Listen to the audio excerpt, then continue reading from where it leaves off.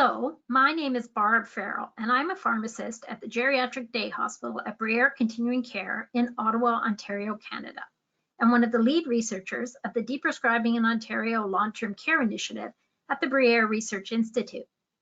It can be difficult to know how to have meaningful conversations with your healthcare provider about yours or your loved one's medications. Shared decision-making with respect to medications is a way for people to share their medication goals and experiences with healthcare providers, who in turn share their knowledge of medication effectiveness and side effects so that together you can determine the best approach for you. This video was created to help you to have these conversations with your healthcare provider at the long-term care home by showing you an example of how they can happen. Before we do, let's quickly introduce you to who you'll see in the video. Sophie is the daughter and substitute decision maker for health for her mother, Agatha. Agatha is an 87-year-old woman who recently moved into a long-term care home due to increasing care needs after experiencing a hip fracture from a fall at her retirement home. Agatha is living with moderate to severe level of dementia, which seemed to worsen after her fall. Sophie is meeting with Dr. Jones, the physician at the long-term care home who's caring for her mother. Let's watch as Sophie and Dr. Jones have a conversation.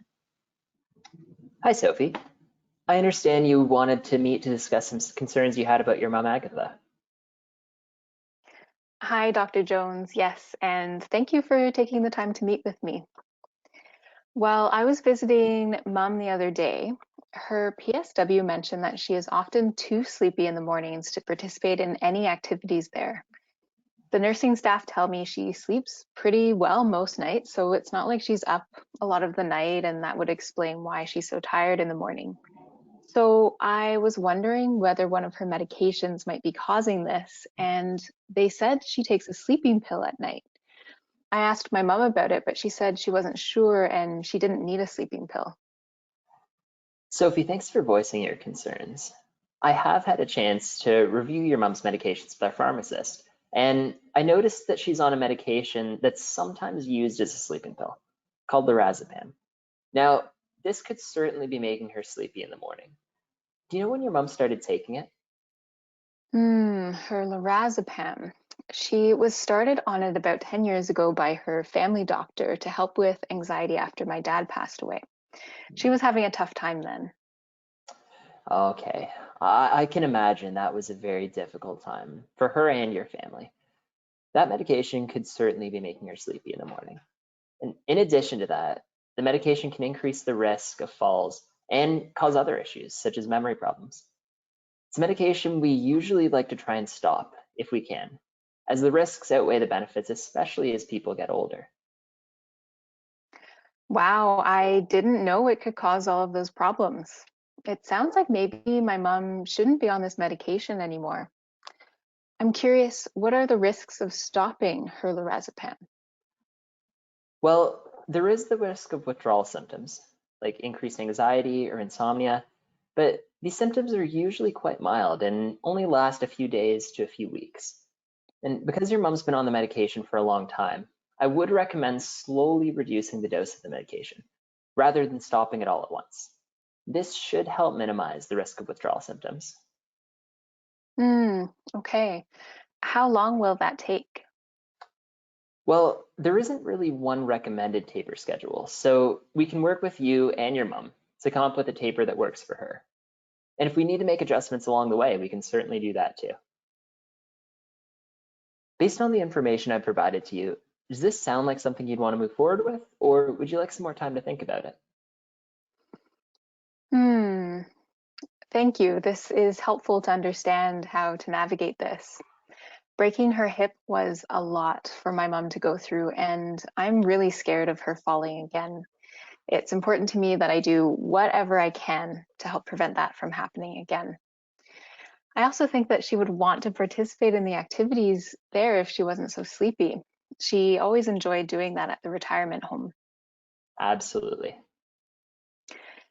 So I think I would like to try stopping this medication, but I would like to bring it up to my mom first. Of course. I'd be happy to sit down with both of you if you'd like as well. Her care conference is coming up next week, so we could discuss it again with you and your mom then.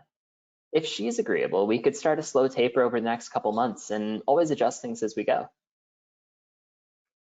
That sounds like a great idea. I'm wondering, what should I look for or monitor with stopping the sleeping pill? Great question. So things to look out for will be withdrawal symptoms, like more anxiety or trouble sleeping, and you can report any changes you notice to her nurse. But you also want to look out for the benefits of tapering, like more energy, more alertness, and your mom being more awake in the mornings to join in with the activities. I'll be sure to let her care team know about some of the changes that we've discussed today, so they can help monitor her as well. That sounds great. Did you have any other questions about this? Yeah. Are there any non-drug things that we could be doing? Absolutely. So if she's having trouble sleeping at all, there are a number of different non-drug options we can consider. For example, making sure the curtains are up during the day to let the daylight in, minimizing things like alarm noises, lights at bedtime, and making sure she has a sleep schedule with regular wake and bedtimes, as well as minimizing the number of naps during the day. I can also make sure the care team's aware of this. Did you have any other questions? No, not at this time. Perfect. Well, if you do have any other questions or concerns about this later, or if you or your mom change your mind, just let us know. And if not, we'll see you next week for Agatha's 6-week care conference. And at that point, we can revisit this again and chat about any changes that we've discussed. That sounds great. Thank you, Dr. Jones. Not a problem.